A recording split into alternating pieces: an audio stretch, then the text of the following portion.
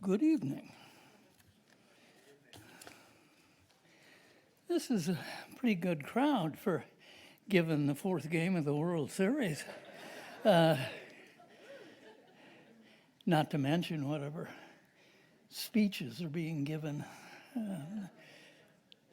this evening. So welcome to the first in this annual series of poetry readings this year. It's a series that dates back long before the hammer, as some of you will have heard me say before. It goes back to the 1970s or so, nearly geological time, when it was invented by Doris Curran, who worked at the center. And the events were held in the recreation center above the Olympic-sized swimming pool, which could be a lot of fun. And the recreation center is still a sponsor of the series, thank God. And poetry is, it's a recreation, necessary recreation these days, given the state of the language elsewhere. But it, along with the English department, the UCLA English department, which is kind of where I'm from, and of course the Hammer, especially the public programs, I'm sorry, under the sagacious and dynamic leadership of Claudia Bestor, who has a wonderful new blouse on featuring Muybridge's horses.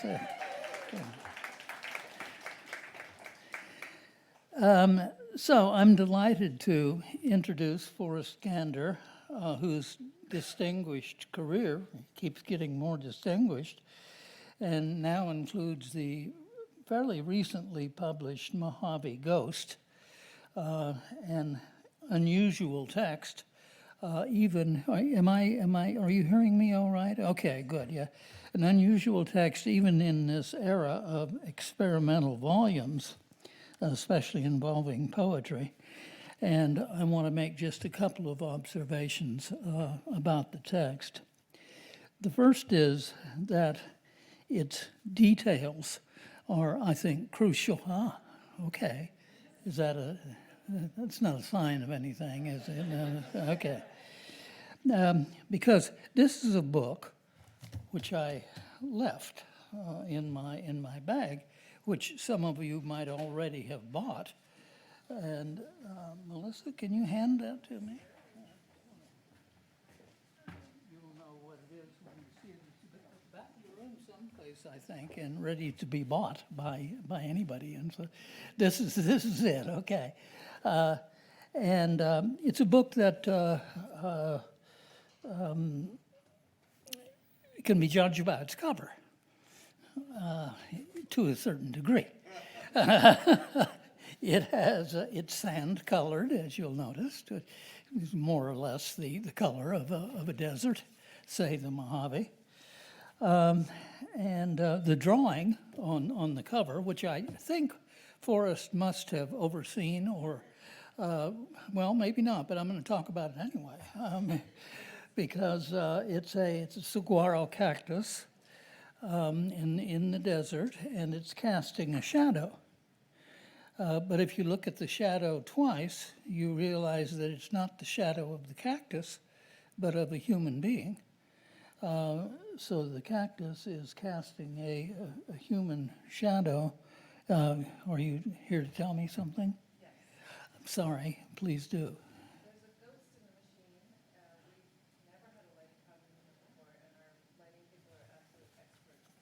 So there's something they're trying to repair. So I would recommend that we get that corrected before Forrest begins, maybe? Well, but definitely before Forrest begins, but I don't mind speaking in the twilight. And it's nice having a ghost in the room. So it is a sign, you see. Well, it's one of the lessons of this book is that there is nothing that is not connected. I mean, if it's living, even if it's not living in this world, it's connected to the rest of us. This is a proposition that, Gregory Bateson used to be kind of famous for. And David Bohm, the physicist too, had a lot to say about the interconnection of mind every place. Minds, and then there are minds, but then there is a mind.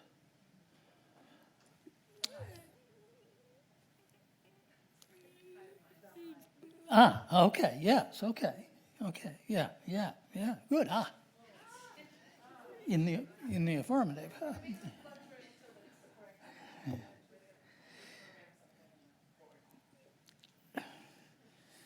Okay, all right. It is an adventure. The poem, I'm going to call it a poem, and the author calls it a poem. He calls it a novel poem. The full title of the book is Mojave Ghost, a novel poem. Okay, and he's very careful with details, with words being the first details, and of course with novel, he means it to go two ways: a new kind of poem, a unique poem, which indeed it is, but also a novel. It's kind of novel in the form of verse, and it is mostly in lines, though sometimes the prose and the verse are blur into one another, which is natural enough, I think, in this volume. We learn in a note, an author's note to the book, that the poet was born in the desert, in a town, a desolate town. He calls it in the Mojave, and that the book is inspired in part by walks along the San Andreas Fault from north to south. The title, kind of paradox, a novel poem, a unique species, a kind of poem that is not that. Something like, I guess, but bolder than what is now the ubiquitous, in spite of its being impossible, genre, the prose poem. Prose poem, what is that? Anyway, it's what everybody's writing, since nobody can define it. And unlike the ordinary prose poem, this is an extraordinary work, and it doubles down on its poetry part at the beginning. Listen to the title again, Mojave Ghost, a novel poem. Mojave Ghost, a novel poem. It sings. Mojave Ghost, a novel poem. I mean, it's in meter, right? So it's in iambic pentameter, Mojave Ghost, a novel poem. 2 lines of iambic pentameter, a couplet in dimeter, because there are two beats, 2 feet in each line. And more than that, it's a kind of a doubled couplet. Mojave Ghost, a novel poem. See how you hear how Mojave and novel ring off each other. That it's the accented syllable, Mojave and novel. So yeah, it's very good. You got a little couplet, and then of course there's the rhyme, the vocalic rhyme of ghost and poem. Ghost poem, the O, the vocalic rhyme ties it up very neatly. So it's a poem right at its heart. Not at its heart, in its initial step, but also I think in its heart. But basta, that's enough maybe on detail.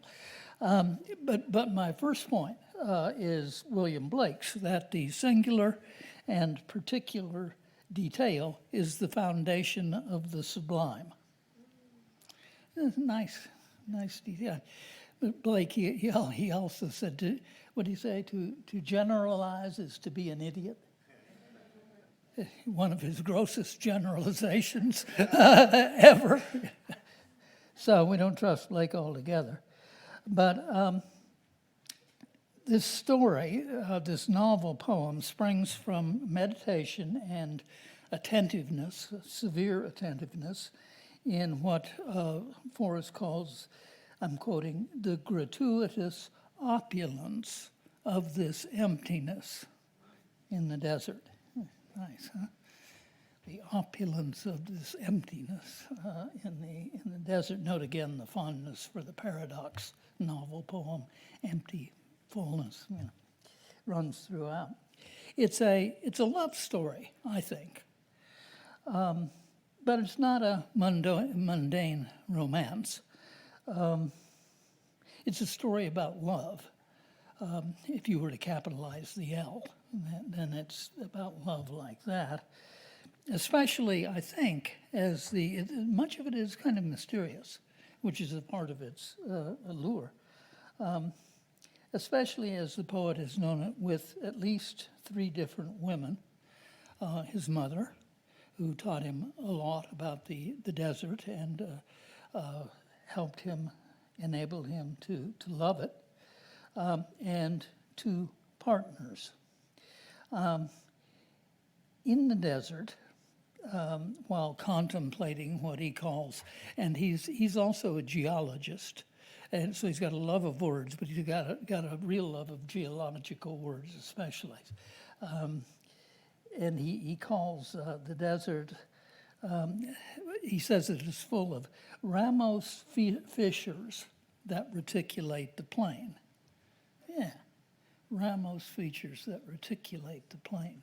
A wonderful definition of that particular network and maybe of life's patterns in general. These experiences that he has had with the different women whom he has loved merge and intersect, I think. It's hard for me to tell sometimes to whom he is speaking, who the you is in the poem.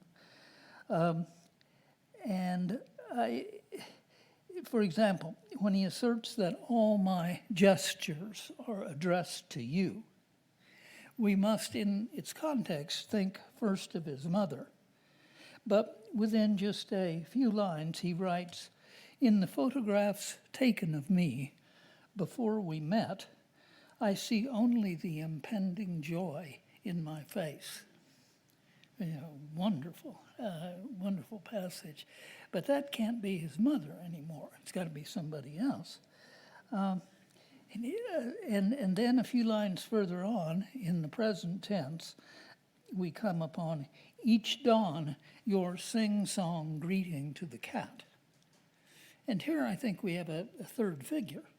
So I think that he's moved from one figure to a second figure to a third figure, but they're connected. They are part of that highly reticulated pattern that the book is about, which involves love. In any event, what counts here is the nature of the human adventure, and beyond that of life, as we were saying a while ago, whether it's embodied in geological or biological or personal emotional form. Sometimes it feels as though Forrest, like me, is a fan of David Bohm and Gregory Bateson, writers you might or might not know who are about the interconnectedness of all things in the world, in the mind that we all live in. As Bateson put it someplace long ago, thinking in terms of stories must be shared by all mind or minds, whether ours or those of redwood forests and sea anemones or deserts. In Mojave Desert, the story or novel has a subtle and what I'm going to call, in honor of the word, a pregnant conclusion. Accepting its coda, the volume's last lines are these: in the hours following a brief rain, imagine him standing in the desert alongside the fault, cracks at the edges of the long wounds in the terrain begin ferning. Now that's a word that is profoundly rich in geology and in other fields. It has to do with beginnings and with endings both. It's a kind of enantioseme. But it's one you'll have to look up yourselves after you've come to the end of this marvelously novel poem. Forrest Gander.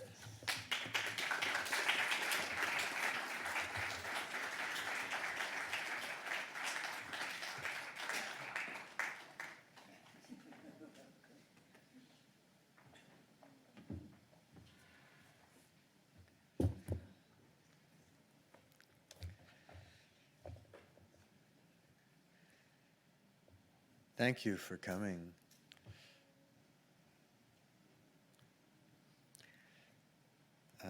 I'd like to thank Claudia Bester and Shannon Sinova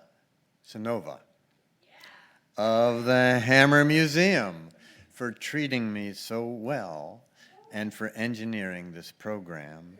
And I'd like to thank the legendary poet and critic Stephen Yenser, who I finally got a chance to talk with.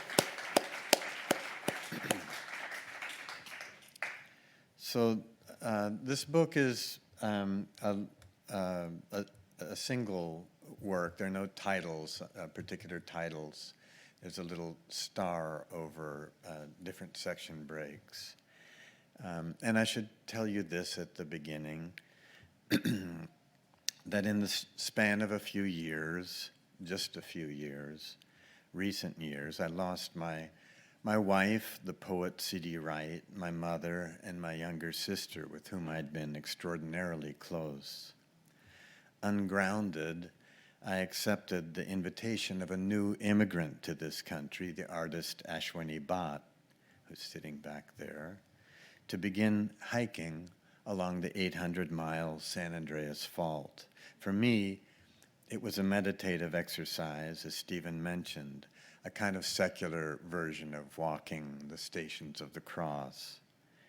Eventually, we passed through the town where I was born in the Mojave Desert.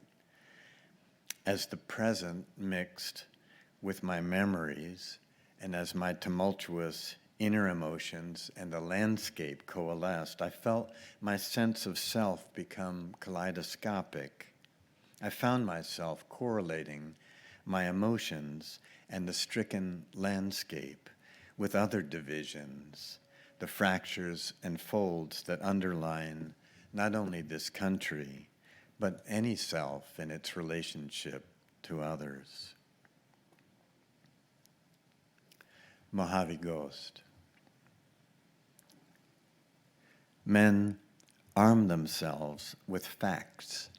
They say, already reaching, "Let me see that." They ask seriously, "Who is your second favorite tenor sax player between 63 and 65? Each thinks the other is a bit emptier, more cardboard than himself, that he alone made the necessary decisions. Only I live the real, he thinks. I think. Night wind clanging rope against the flagpole.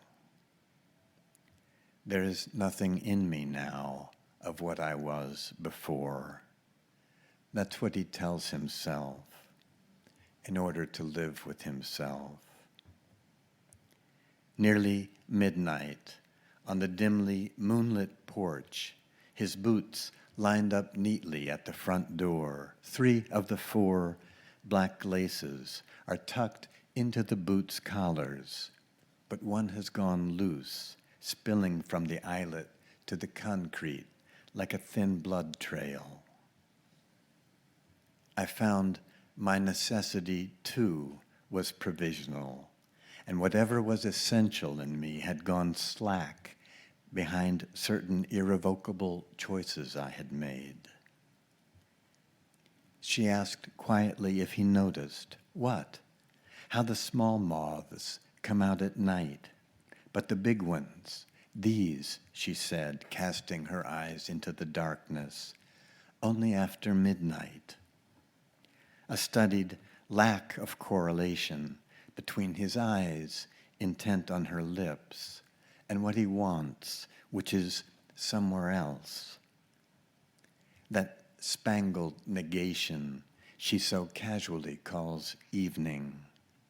It all changes in the seconds it takes for a parasite in the saliva of a sandfly to replicate itself in the gut and migrate to the fly's proboscis.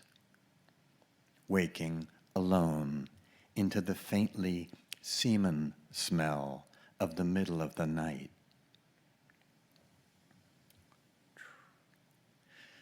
Back at Lana's diner, watching the woman at the far table sweep her hair to her other shoulder and flash her teeth at her companion. "Red sauce," says the woman when her eggs come, and the waitress returns with ketchup. As I'm picking up my check from the table where I've eaten alone, the waitress calls, "Come again," and instinctively I answer, "We will." Handwritten note near the cash register. Do not lean arm on pecan roll. So I pay up and step into humid, rock-flavored afternoon heat, dark pompadour clouds casting giant shadows. Gonna be a gully washer. Technically, it is stunned, not dead, and though the retractable bolt has obliterated the cow's brain, the nicotine Saturn of its still open eye seems to regard me. What bird wove those sprigs of lavender, mint, yarrow, and citronella into a nest below our rusted porch light? Just before the rain begins to blow more rain against the rain.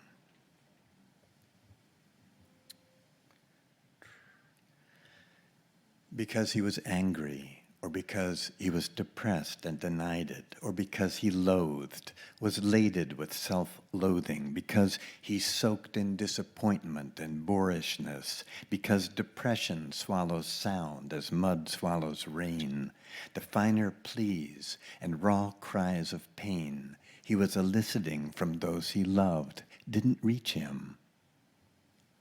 Now he finds there's no way to mind the gap between first and third person perspectives.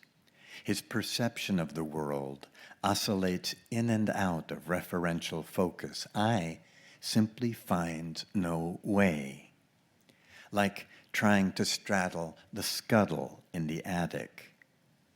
Nor between the publicity of the world and the self's interiority, nor, for that matter, between past and present.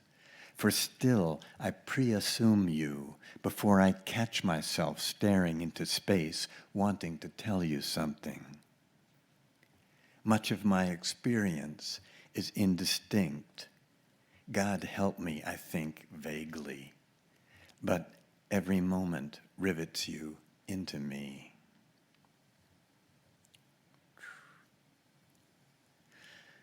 The changing dune line opens contours of meaning other than the ones for which we're prepared. But how to sustain attentiveness, how to keep the mind from dropping its needle into the worn grooves of association. My art, you said in passing, is nothing much more than the discipline of an embodied life, articulating nuance, the delicate palette. At home in your studio, you paint details with a tiny brush you made yourself of hair plucked from your forearm. They distrust me, you said, because they can tell I prefer my work to their own. Which is when I tucked a red anemone under your pillow to bring you good dreams. What else did you say? Fair enough. It is a marriage of equals and without degree. Your trace on me like rope marks on the well's mouth. Here, have a thought. As for our misfit status, as Brecht observed, the palace of canonical culture is built on, not to interpret, to feel life course through you.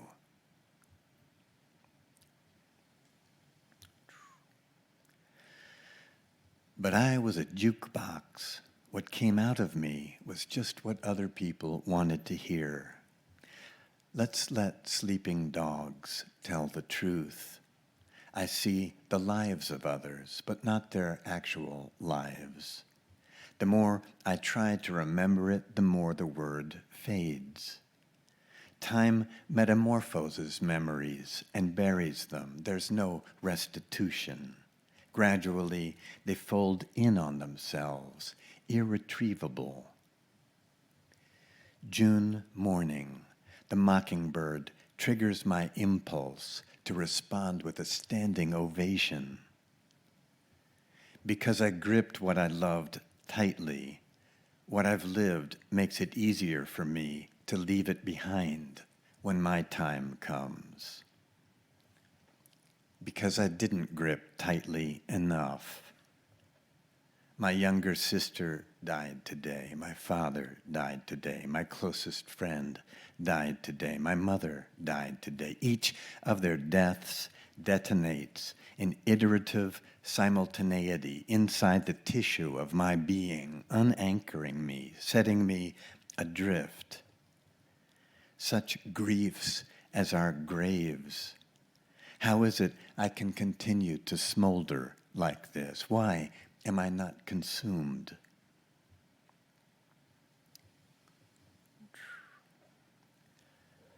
Summer roadrunners patrol the mesquite and brown barrel cacti, snatching grasshoppers out of the air. As you rub sunblind from your eyes, what to say of the pastel chromaticism of these Mojave sunsets? Here, as everywhere, when you go still, what has disappeared comes forward. Ya me cayó el 20. And you, an earthbound sun, a radiance. When we return to our car parked on the laterite verge of the road, I distract you from noticing the dead bird melted into a gruel, its eyes glazed with clusters of fly eggs. Only when we reach the edges of experience do we begin to intuit the more than this. Who will contradict me if I say you were and you are? We drive deeper into the desert, arguing about whether it's possible to love without reservations.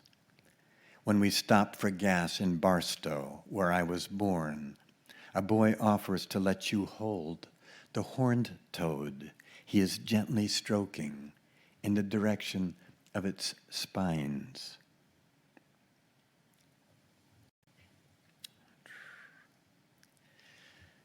Shifting light animates the room. What is so ordinary about living every day as we do at the threshold of each other? Your emotions always visible in your eyes. In you, I find my consequence, my natural history. In your company, irrelevance drains away. But what is it that makes you special? Is it your intensity? It's your ardor. Never a sneeze, but a rapid parade of sneezes. My office door opening, smiling face peering around it.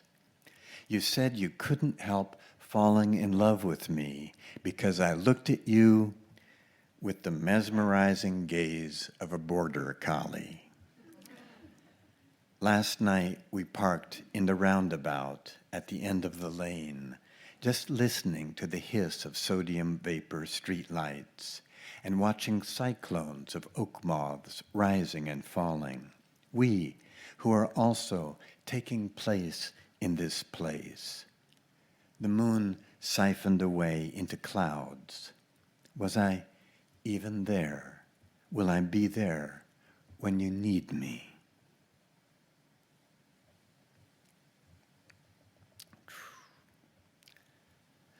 So what if worlds are boundless? I caught myself filling with the non-returnable particularity of this one afternoon, squatting and listening to a desert marigold bloom, when the hum of an invisible plane made me suddenly aware of the sprawling underflow of stillness around me. It was not loneliness I felt, but some nevertheless of enchantment. Those constant bearers of meaning bore me.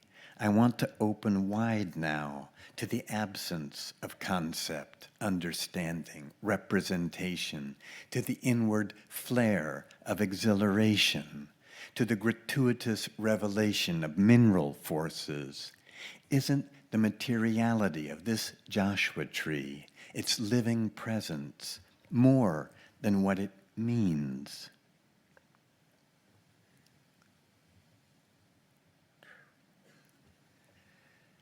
An olivine moon. The sum of what he knows is balanced on what he doesn't know. The sum of what he knows of her is balanced on what he doesn't know. Came home early and caught her singing in the shower. His insides stirred, as though for lunch he'd eaten sardines and a parrot. The covenant and affirmation of being his beloved's beloved. But the true explanation of an intimacy is the duration of that intimacy. Like an evening coming alive with fireflies, he feels himself pulsing from vivid amber to green.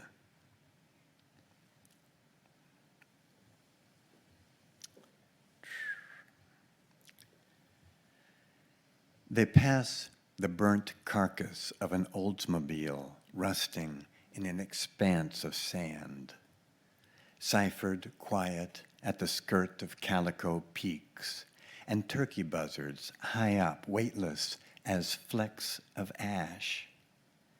Surely it is real, this swirl of light. But what is impossible in this life is impossible in any other. He finds her leaning over the fence, talking to the goat. Sweetheart, who taught you to stand on your hind legs like that?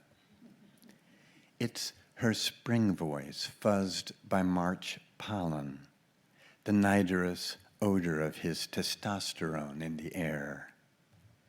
burned oaks footed in naked rock crevices, a light so sharp it's percussive.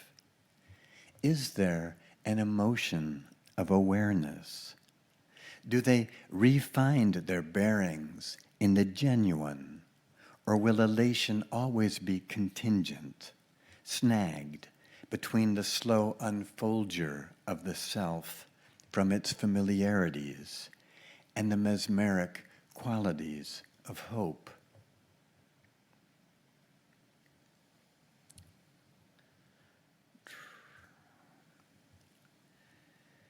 In the guide's truck bed, dirty hiking poles and shin guards, a toolbox wetted from diamond plate and angle iron, we pass miles of nothing but desert grass dotted with palmilla, heat shimmer. Just before we begin to trek between the scalloped canyon walls, he shows us how to rub down our pants with crushed stink bugs to protect against snakes.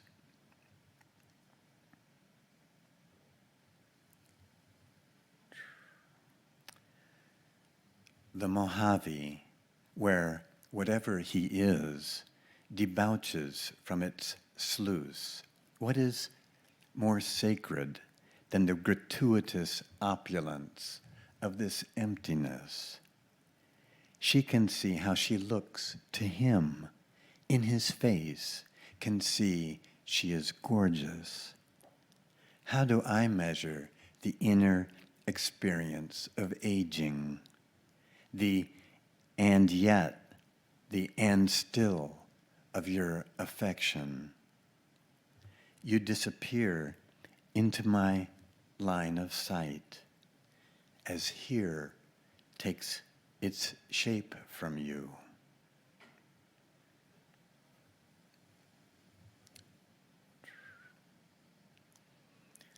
But here, you said, at the time of our intrusion, you said this zone here is not one of the earth's sentences, but an overdub of stutters here where we're walking on this slumbering crack.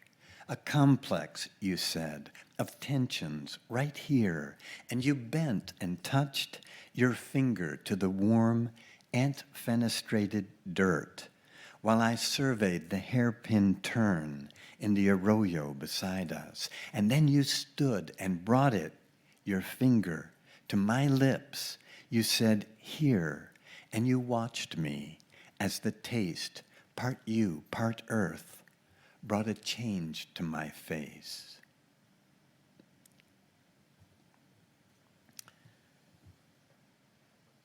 And I'll finish the reading with, there is a coda at the end of the book with a slightly longer poem, and it's titled Rift Zone.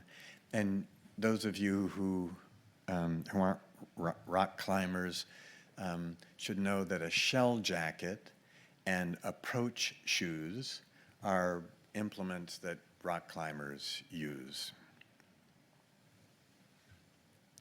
So, Rift Zone.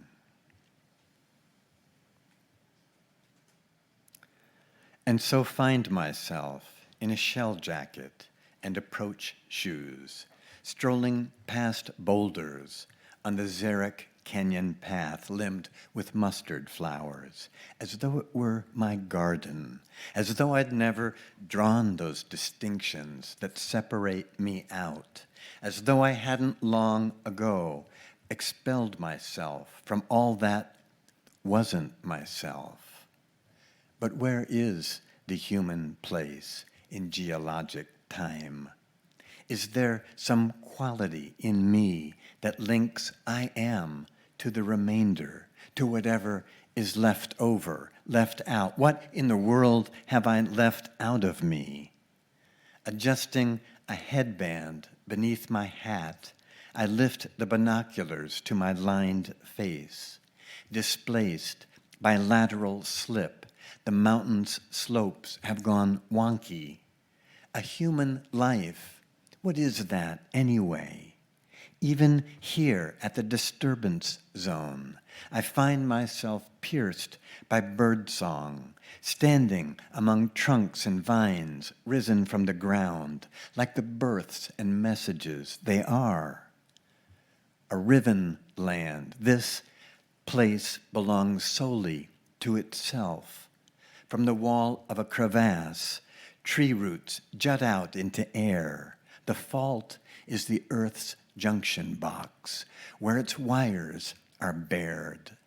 The conflict churns underground, howling out in the faintest of decibels. Of course, there were signs, but no one of us witnessed the ballet of trees as the tectonic strain below them rose, and they inclined suddenly toward each other, from where they stood rooted to the parted lips of a widening rift. The earth humphed and rolled, and the trees bowed forward and held their new pose, which strangely resembles a gesture of devotion. But back at the start, I was occupied with myself, as though I were never to be apart, as if I weren't both in and of it. Of what? So I hiked the long fault for some new point of view, asking, muddled with anxiety, what comes next, now that I can't claw my way any further from what doesn't resemble me? The earth keeps stretching, knuckling, stretching out from under itself, hungry for a new shape, a new address.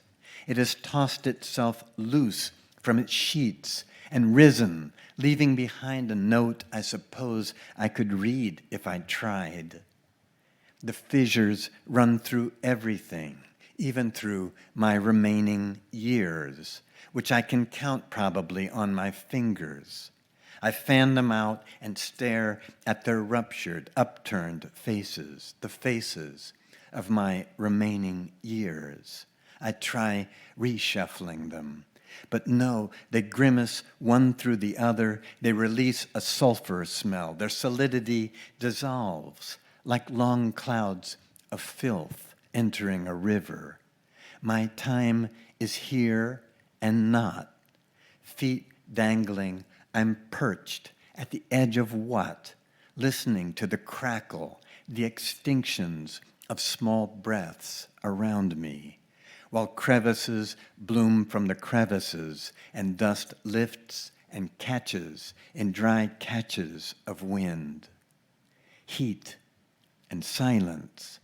Still, the ground insists its openings will be filled.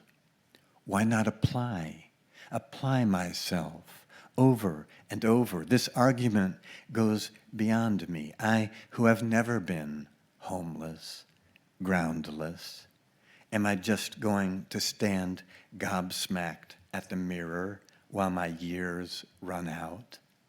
What is left of experience that hasn't been measured? Is there an app for that? As I bend, I feel the weight of the specimen stones I carry in my jacket pocket slide forward as I continue my solo descent along the canyon's seam, as I sip and hold a quick breath, as I slip from sight into a chimney of rock. Thank you.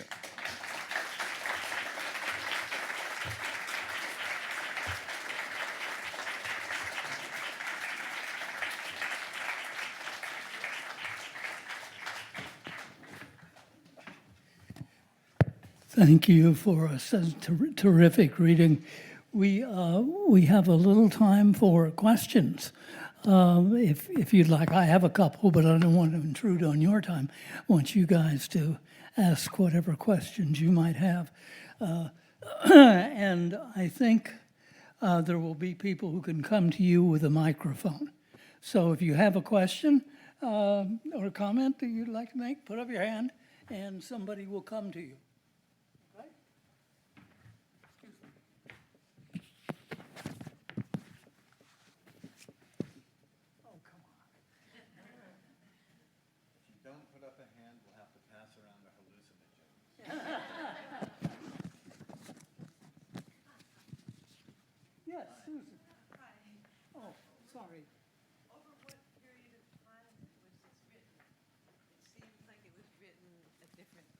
periods, is that correct? Thank you. Here, Forrest, you have it. Yeah. Well, it was all written after I had moved to California in about 2018. Most of it was written during the pandemic. The beginning is sort of situated in Arkansas, and then it moves to California, and then it moves kind of from Fort Funston to the Salton Sea. Those of you who it can sound dramatic hiking the San Andreas Fault, but of course, as all you desert people know, it isn't like some line that you hike down along. Mostly it's invisible, and you hike for miles and miles before you see, a little stand of green trees at the bottom of a hill that indicates where water has come up, or you see an arroyo that suddenly shifts about 30 feet. And unlike Basho, who did a major hike around Japan and wrote a beautiful haibun poems about it, unlike Basho, I drove from one place to another as was necessary, and then did my hiking with my partner Ashwini Bhatt.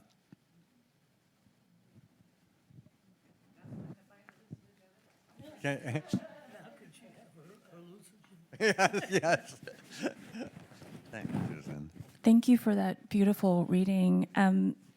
When I read this book, I was just struck by how fluidly it moves through just across so many different modes. Like I read the love poem, but I also felt there's so much elegy in this book.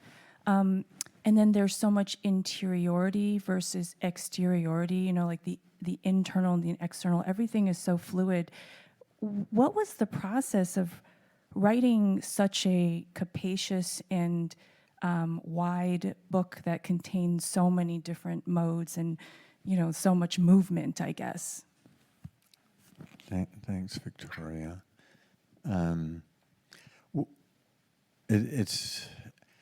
It's true, I found myself hiking. I found, on one side of me, a great grief that I was carrying, and on the other side of me, I had met someone who was really full of life and love, and I was the fracture zone between those two things, as between the submerging continental plate and the overriding Pacific plate. It was like I was acting out the very landscape. And then, even though I have a degree in geology, it hadn't really occurred to me conceptually that when you're walking in any geological terrain, what you're seeing is the past upwelling and the present submerging. That's constantly, that any moment of terrain is the past and the present that are missable, and that also felt like what I was going through. And geology sort of trains you for thinking this way too, because as a geologist, you need to look at large-scale structures from quite a distance and be able to see, this mountain series is a period of uplifting, and we can see the faulting going through it there. But to know what you're looking at, you also need to know what's happened at the crystalline level in the shear zones. And so you're looking at it microscopically. And that kind of trains you to look, to be jogging back and forth between perspectives. And then also in the silence of it's not a silence, it's only an apparent silence of the desert, I what was I going to say? I began to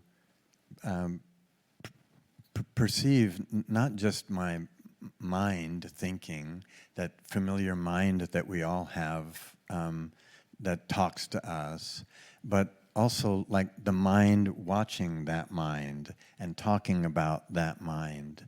And it made me think of how we're all a collage of selves, and that we, for convenience sake, we pretend that's not true, but that it might be possible to write that, like the thickness of experience, not just the narrow version that we use to get through ordinary days. So that was also something that I was trying to get at with the book. Daniel. Thank you for really such a, you held my attention every moment. It was a little like being in the desert, where you have this very heightened sense, very sense of sensitivity. So thank you. And I loved hearing your return to geology, which in a way is part of what's going on. But, I wanted to ask, and I'm not sure whether you might have mentioned this in what you read, or whether it might be elsewhere in the poem, but one of the things that I worry about is I have the sense of the riches and the wealth that indigenous poets and culture and counterculture are giving us these days, and I worry about how I, as someone that's so immersed in something so different from that, how I could get there, how I could understand or feel it. And it felt to me like you were giving us a sense of how it might be possible without even thinking that way, by singing and loving and jargoning and naming that could bring one into a space that might relate to something that indigenous culture has as a gift for us. So I wondered if that came at all into your thinking about geology, for example, and that jargoning as a discourse that's somehow related to a way of relating to the earth. So I'm sorry for the long question, but I just wondered if that crossed your mind, or if it might be in the poems that I missed. No, that makes sense to me, and it seems like one of the big questions that you're sort of referencing is, what's the difference between space and place? And you think of the Australian Aborigines gave space its place through language, through the stories they told, and through attentiveness. And I think that's how we also change a vague space into a place, with first by being there and by being open and vulnerable. And the desert's great at making you vulnerable, because there's very little human trace there. It's one of the few places on the planet where there's little human trace, and it humbles you very quickly, and it's very easy to die in the desert if you're not prepared. So that opening yourself, that making yourself vulnerable and attentive, and then trying to articulate that attentiveness, I think that's what ties us together with people that have lived there long before us, who did the same things and came to, as we say, to know. Let me ask you a different kind of question. I'm fascinated by the opening of the poem, the first lines. I have two questions, but I'm gonna give you the second one first, and maybe the first one not at all. Interested in your second favorite tenor sax player, and a fascinating beginning. Men arm themselves with facts. They say, already reaching, picking up that arm reference, I guess. Let me see that. They ask seriously. Who is your second favorite tenor sax player between 63 and 65? Now, I'd like to know kind of what's going on there. I mean, it's not your first, it's not your favorite. Because Yeah. anybody could answer that, right? I mean, it's probably we eliminate John Coltrane Yeah. right away. So it's got to be your second favorite tenor sax player. And I'm not sure. I wonder if you've got one. Could it be, and what the question is doing here? I have an answer of sorts, but I don't trust it at all. For me, it would be Stan Getz. Oh, Pharaoh Sanders. Yeah. Yeah. Okay, all right. Sonny Rollins. Okay. All right. Yeah. But that's about. So I was raised. My father wasn't around in my life at all, and so which is partly why for my mother the desert. I was born in Barsu in the desert, and my mother's marriage was already deteriorating, and one of the things she did was to take these long walks through Rainbow Basin, and it was now it's a designated national preserve, but at that time it wasn't, and she was often finding fossils and coming back with camel bones and tooth from woolly mammoth and all sorts of things. But so I grew up with women. I grew up with my mother, my grandmother, and my two sisters. And it wasn't really until I went to college that I was around men very much. And I had no idea what they were talking about. I felt like an alien creature. And one of the ways men talk, it seems to me, is in terms of like apodictic, how much I know, and this is the way things are. And actually, a male poet, I should probably not name, lives in New York, asked me this question, which seems so male to me. And that whole notion that Daniel elicited about making ourselves vulnerable in the world so that we're open to new perceptions and not just guarded with our with the armor that we protect ourselves with so we're not hurt. That's something that I think women are often more in tune with than men, and that men use logos and throw their intellectual weight around, a different kind of intellectual weight. And so the beginning of my coming into being was a sort of finding out where I was among other genders, of which there are many, and realizing that I didn't really take my place with the boys all the time. The second favorite tenor sax player would have been a fact. Yeah, that's right. It was, yeah.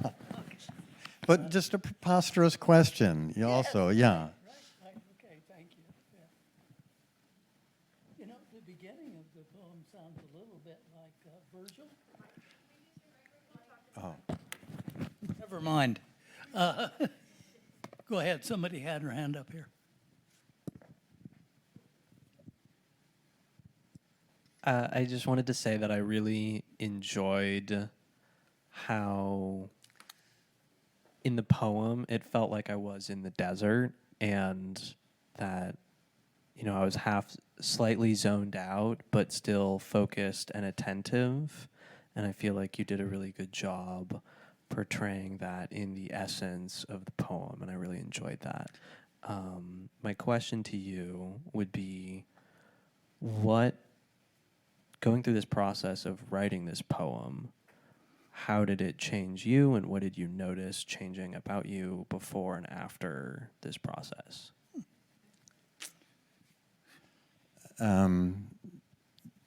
You should come with me Thursday to meet my therapist.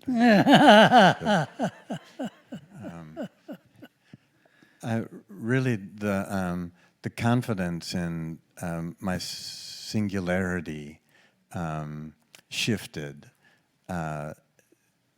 so that I felt, and still feel now, more aware of how many people I'm made up of, and how I can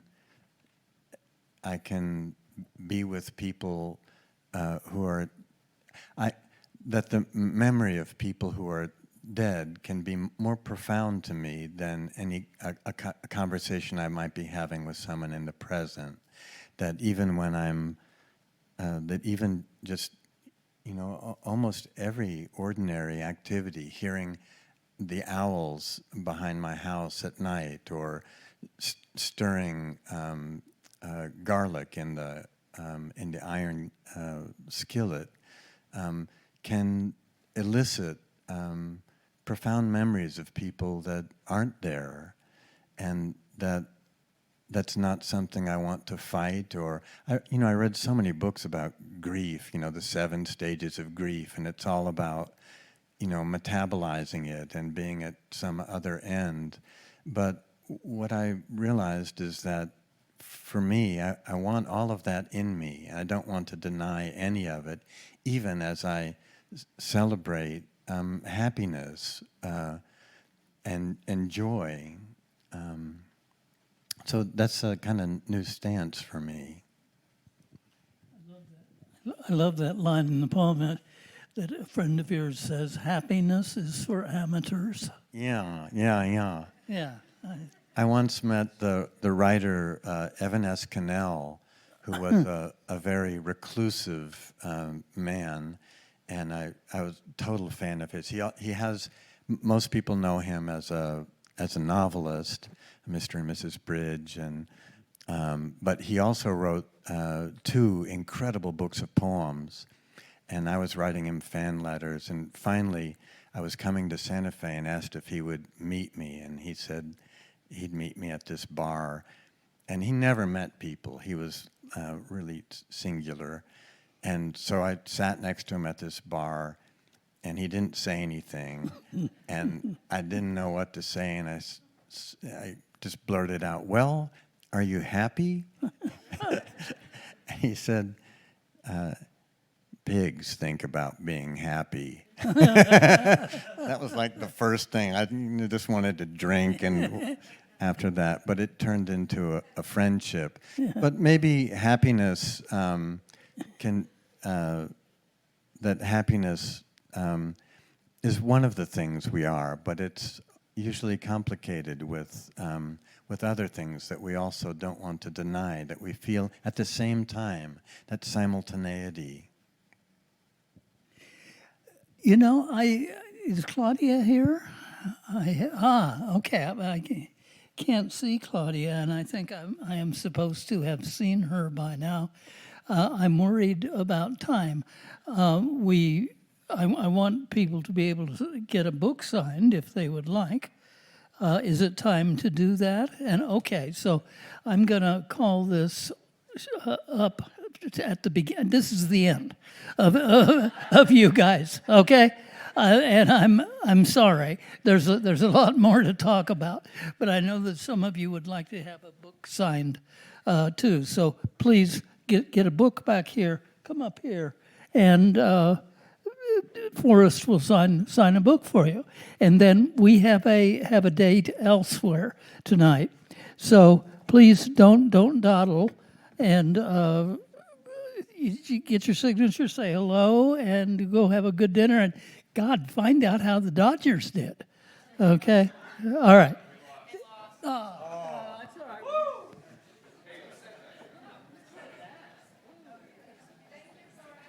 Yes, thank you very much. Yes, that was wonderful, wonderful. You do talk well, and